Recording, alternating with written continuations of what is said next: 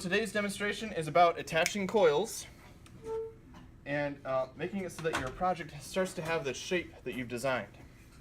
Now you're going to think about your project kind of from the top down, but you also need to eventually kind of start looking at it from a side view. So you can start to think about how your project from the side is the way that you designed it, and you place your coils on the project to match that kind of style. So for example, if my project is going to get a little bit larger, this would not be a good coil for me to put on, because is it about the same circle? Right? So this might be a good coil for me to put on if I just wanted to go directly up a little bit. Score, slip, seal. Okay?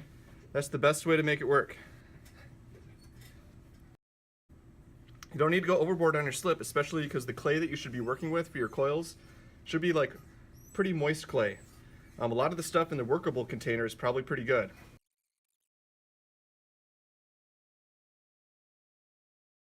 I'm going to place the coil on the outer edge to make the project get larger from the side rather than it just going directly straight up.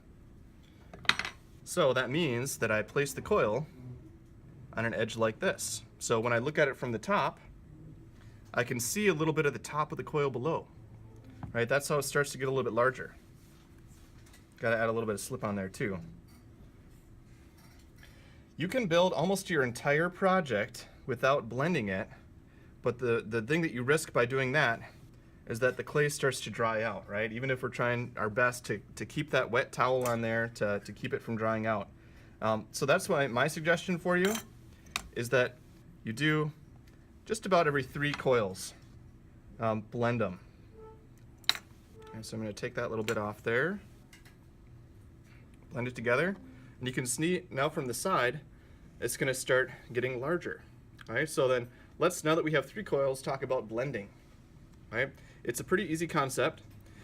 You can pick your project up like this to be able to blend pretty easily, but you're basically going to take a little bit of the clay from the coil that's higher up, and you're going to blend it down into the coil below. The key is that you want to get rid of all of the lines between the layers to make your project be the strongest that it can be. But I do want to make sure that that base stays connected.